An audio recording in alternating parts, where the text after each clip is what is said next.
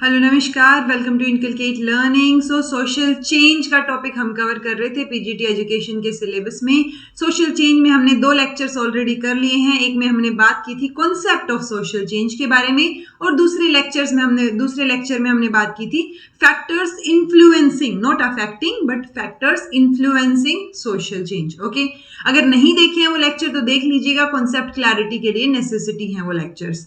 Okay, आज हम बात करेंगे थियरीज ऑफ सोशल चेंज की। बहुत सारी थियरीज हैं, मतलब बहुत सारी धारणाएं तो वैसे मिथ को बोलेंगे, हम हाइपोथेसिस को बोलते हैं, बट बहुत सारी थियरीज हैं ऐसी जो सोशल चेंज से रिलेट की जाती हैं कि भाई जो सोसाइटी में बदलाव हो रहा है, सामाजिक बदलाव जो हो रहा है वो किस वजह से हो रहा है, किस तरीके से हो रहा है। ठीक है, तो उससे रिलेटेड थियरीज हैं जिनको हमें डिस्कस करना है, बिकॉज यहां से एक आधा फैक्चुअल क्वेश्चन आने की संभावना जो है वो होती है और कॉन्सेप्ट तो आपका क्लियर हो ही जाएगा जब आप एक बार लेक्चर सुन लेंगे। So this is presented by me Raveena. Videos informative लगे तो इनकलकेट लर्निंग को लाइक शेयर सब्सक्राइब कर दीजिएगा।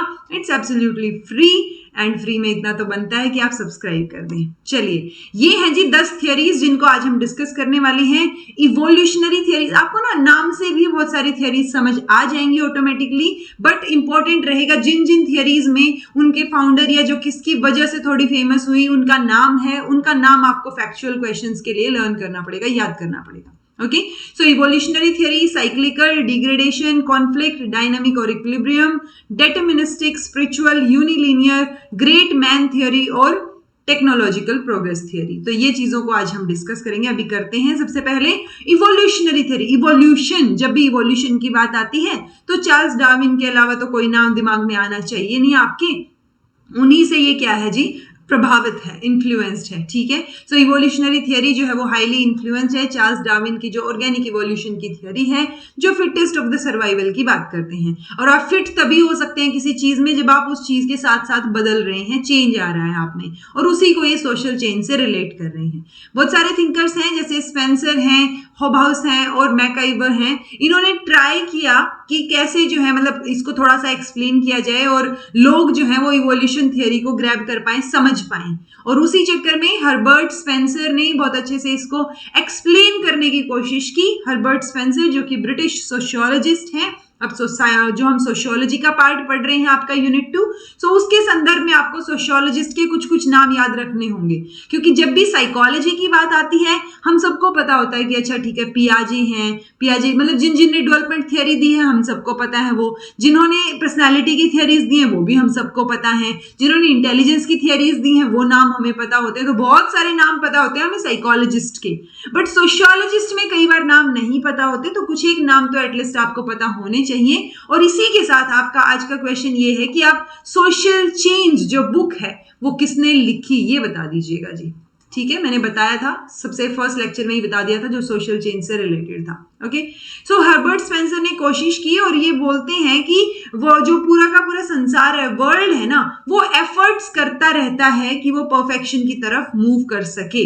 Okay, and every living being tries to become complete in order to maintain its existence. तो हर एक इंसान अपना परफेक्ट वर्जन लाने की कोशिश करता रहता है। ठीक है, और अगर कई बार नहीं कर पाता, मतलब अगर वो नहीं करेगा कि वो क्यों एग्जिस्ट कर रहा है उस चीज के लिए या क्यों है धरती पे, सो फिर वो जो है उसका एग्जिस्टेंस जो है वो एंड की तरफ आ जाएगा। बिकॉज आप तभी तक एग्जिस्ट करते हैं जब तक आपको पता हो कि आप करना क्या चाह रहे हैं, आप एक परफेक्शन की तरफ बढ़ते रहें, बदलते रहें। जब आपने बदलाव छोड़ दिया, चेंज छोड़ दिया, तो चीजें गड़बड़ाने लग जाएंगी। सो इवोल्यूशनरी थियरी के अकॉर्डिंग सोशल चेंज जो है वो लीनियर नहीं है, ना ही ये एक प्लांट की ग्रोथ की तरह है। Many branches come out from the stem of a plant during its growth and they go in various direction। तो बहुत सारी डायरेक्शंस में जाते रहते हैं, मतलब हमें पता है पेड़ कैसे बड़ा होता है। ठीक है, सो ये बोल रहे हैं कि Spencer is of the opinion that society has been gradually progressing towards a better state. तो ये बोलते हैं एक बेटर स्टेट की तरफ हम जा रहे हैं। जैसे पहले एक मिलिट्री सोसाइटी से हम, मतलब पहले मिलिट्री सोसाइटी ज्यादा थी, अब जो है एक इंडस्ट्रियल सोसाइटी की तरफ हम बढ़ रहे हैं, ऐसा स्पेंसर जो है वो आर्ग्यू करते हैं। सो ओवरऑल आपको समझ आ गया होगा, हर्बर्ट स्पेंसर का नाम याद रखना है। उन्होंने इस थियरी को समझाने की कोशिश की है, सोशल चेंज के ऊपर इन्होंने बात की है और सोशल चेंज की भी थियरी स्पेसिफिकली। सो और डार्विन का नाम, तो ये 2-3 नाम याद रख के आपको आगे बढ़ना है।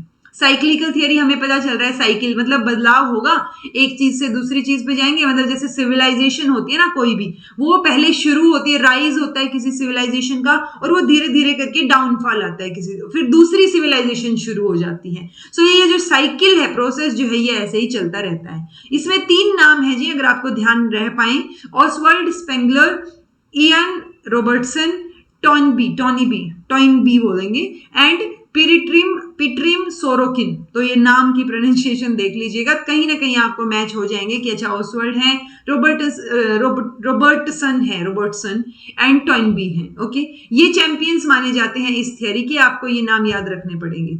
अगर इनके वर्ड्स में देखें तो ये जो रॉबर्टसन है, इनकी वर्ड्स में साइक्लिकल थियरी जो है सोशल चेंज की, वो किस पे फोकस करती है, किसी भी सिविलाइजेशन के राइज एंड फॉल पे।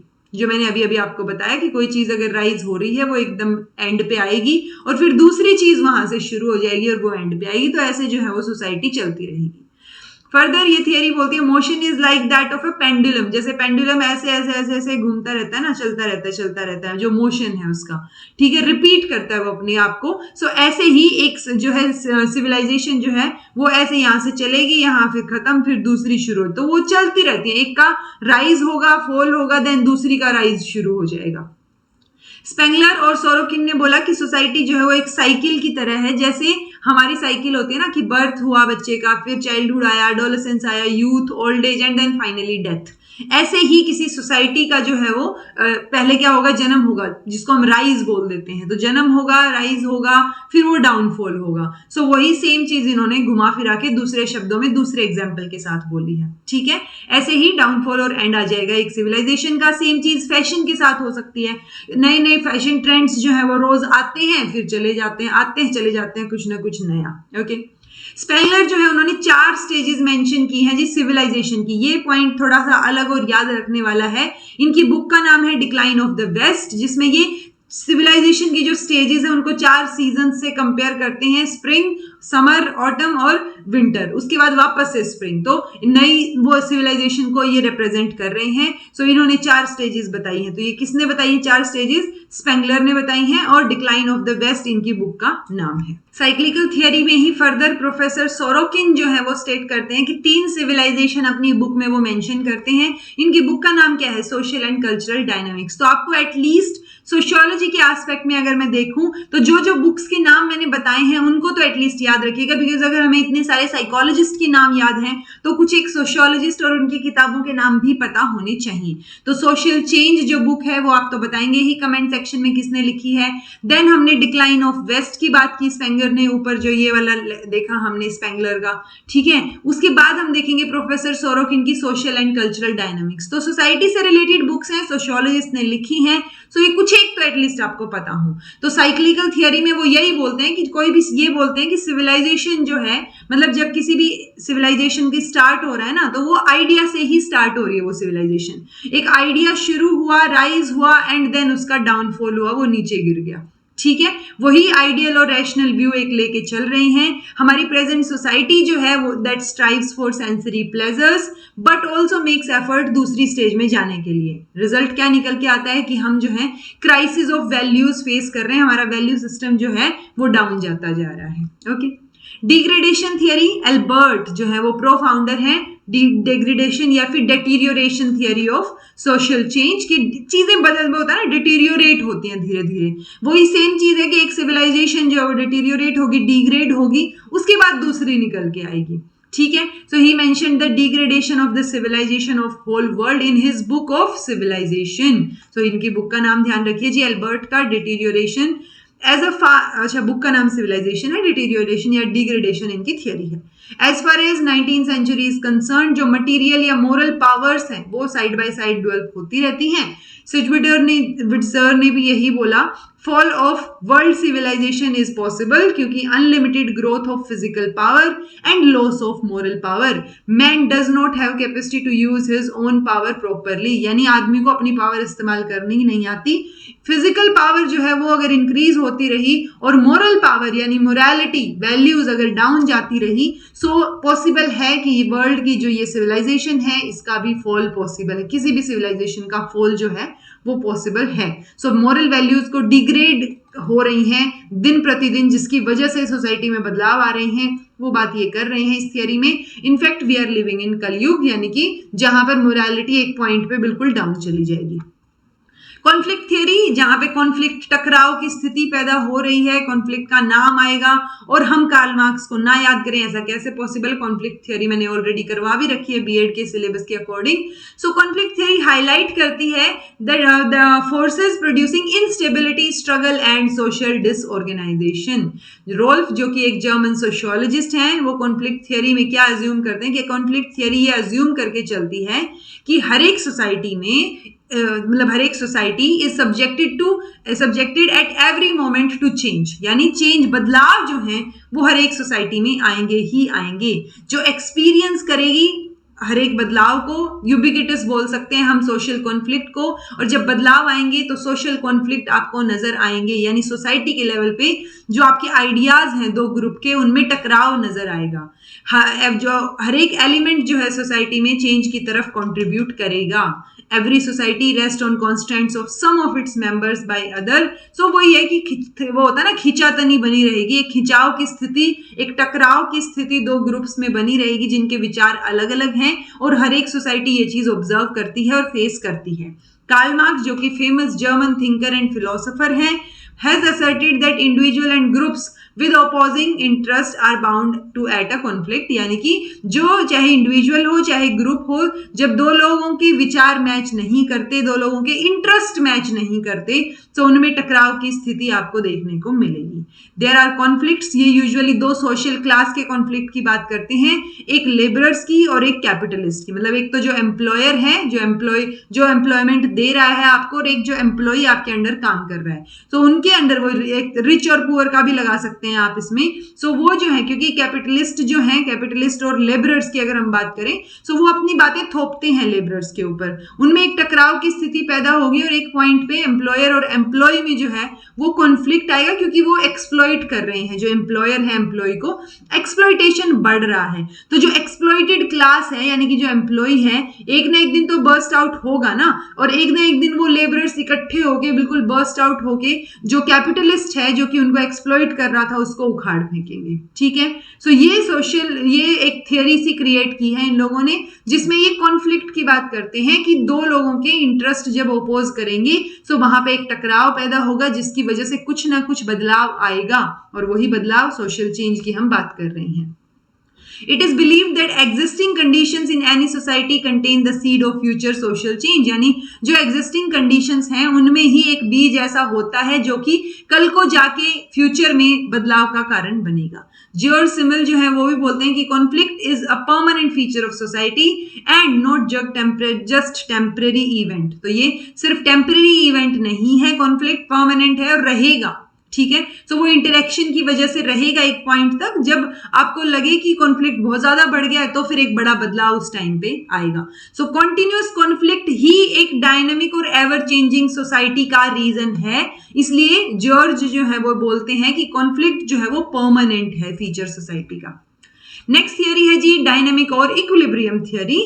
तो ये टैलकॉट पार्सन का नाम याद रखेंगे, ये इंपॉर्टेंट है, अमेरिकन सोशियोलॉजिस्ट हैं। ये क्या एडवोकेट करते हैं, जो डायनामिक या functional theory of social change, किस चीज की बात करते हैं वो ये बोलते हैं कि अब हमारा जो ये मतलब जो पार्सन है वो एक शिफ्ट दिखाते हैं आपको कि अटेंशन जो है वो डायनामिक से सोशल स्टैटिक पे चेंज हो रही है, और सोशल चेंज से हम सोशल स्टेबिलिटी की तरफ जा रहे हैं, ऐसा इनका कहना है। ये उस चीज पे स्ट्रेस आउट करते हैं। ठीक है, ये क्या बोल रहे हैं कि सोसाइटी जो है उसमें एबिलिटी होती है कि जो डिसरप्टिव फोर्सेस है ना उनको अब्सॉर्ब कर लेगी, और जो स्टेबिलिटी से चल रही है सोसाइटी वैसे ही चलती रहेगी।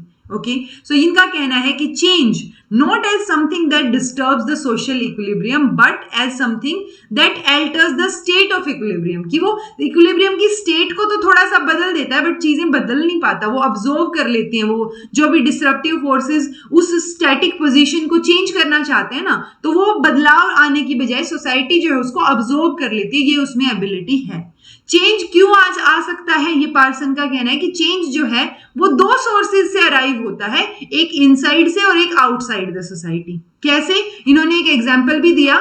ये दो प्रोसेसेस की बात करते हैं। जैसे फैमिली है, अब फैमिली एक सिंगल अनडिफरेंशिएटेड इंस्टीट्यूशन है जिसमें रिप्रोडक्शन भी होगा, एजुकेशन भी होगी, सोशलाइजिंग भी होगी, इकोनॉमिक, रिक्रिएशनल, सारी चीजें होंगी। ये सारे फंक्शंस फैमिली करती है, राइट। सो फैमिली का जो एजुकेशन वाला फंक्शन है, अगर हम उसको देखें तो स्कूल भी उस फंक्शन का काम कर रहा है, मतलब उसका काम कर रहा है जो एजुकेशन का काम फैमिली का भी है, राइट। तो यहाँ एक कॉमन चीज आ गई ना, तब एक हमें चेंज नजर आएगा और एक नया रिलेशनशिप नजर आएगा स्कूल और होम के बीच में, क्योंकि दोनों एक सेम फंक्शन पे काम कर रहे हैं, ठीक है। सो इसलिए ये बदलाव आ सकता है, ऐसा इनका कहना है। अदरवाइज ये बोलते हैं जो भी डिसरप्शंस आती हैं सोसाइटी जो है उनको अडेप्ट कर लेती है। तो ये सोशल स्टेबिलिटी की बात ज्यादा करती है, एक इक्विलिब्रियम की स्टेट की बात करते हैं कि जो भी थोड़ा बहुत बदलाव आता है, डिसरप्टिव फोर्सेस होते हैं, वो उस इक्विलिब्रियम को थोड़ा एल्टर तो कर सकते हैं बट चेंज नहीं करते। ओके, चेंज सिर्फ इस स्थिति में आएगा जो प्रोसेस इन्होंने बताया। देन है जी डिटरमिनिस्टिक थियरी। कार्ल मार्क्स इसके सपोर्टर हैं, deterministic theory of social change के। ये थियरी किस पे बेस्ड है? ये ज्योग्राफिकल, कल्चरल और इंडस्ट्रियल फैक्टर्स के ऊपर बेस्ड है। ओके, क्या बोलते हैं? प्रोडक्शन ऑफ मटेरियल थिंग्स जो है वो इन्फ्लुएंस करेगा पॉलिटिकल, कल्चरल, स्पिरिचुअल एक्टिविटीज को, जिसकी वजह से चेंज आएगा।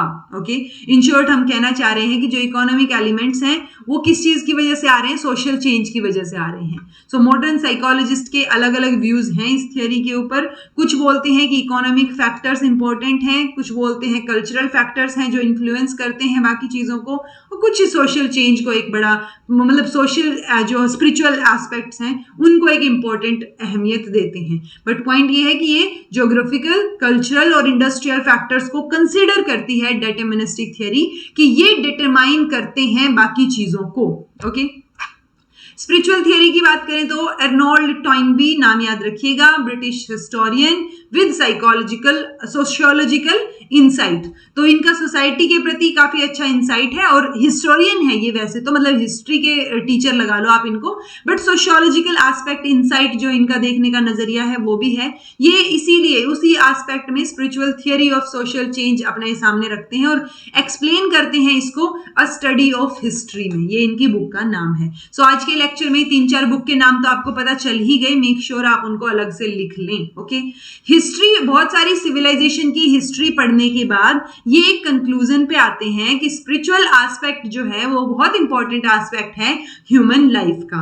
अगर आपका स्पिरिचुअल और मोरल एस्पेक्ट डेवलप नहीं हुआ है, सो वो किस वजह से नहीं हो रहा है? वो सोशल एविल्स की, मतलब उसकी वजह, अगर वो डेवलप नहीं हुआ तो सोशल एविल जो है वो बन जाएंगे। वहां पे बहुत सारी वो होता है ना, सोसाइटी के लेवल पे बहुत गलत चीजें हो रही होंगी, और यही एक कारण है कि मैन जो है वो has become enemy of man and dissipates human values। तो उसकी वजह से ह्यूमन वैल्यूज और डाउन चली जाएंगी, आदमी आदमी का दुश्मन बन रहा है। और यही कारण है, क्या कारण है? जब स्पिरिचुअल और मोरल एस्पेक्ट डाउन हो या उसकी डेवलपमेंट अच्छे से ना हो।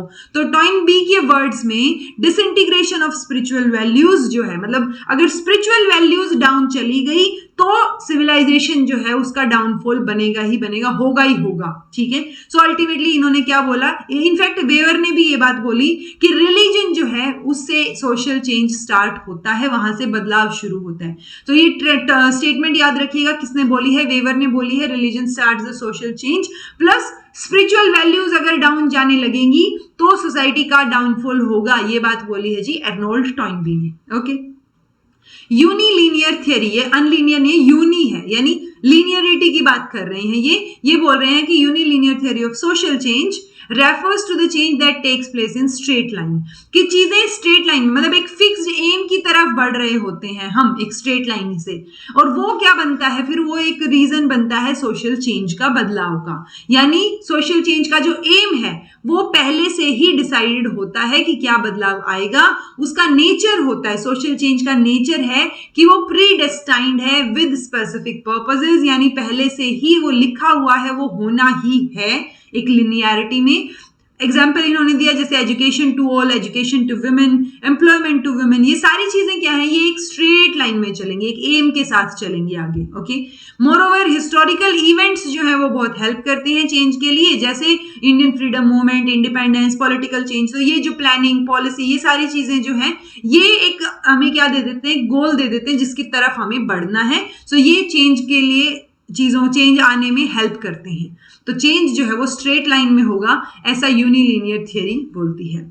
Great man theory of history. So great man theory मतलब कोई एक इंसान बड़ा पैदा होता है ना सोसाइटी में, जिसकी वजह से सोसाइटी में कुछ ना कुछ बड़ा बदलाव आता है। ठीक है, सो वही चीज है, great man theory of history जो है वो सोशल चेंज के बारे में हमें बताती है। जो इट मीन सोशल चेंज जो है वो इन्फ्लुएंस्ड होता है great man of the society से।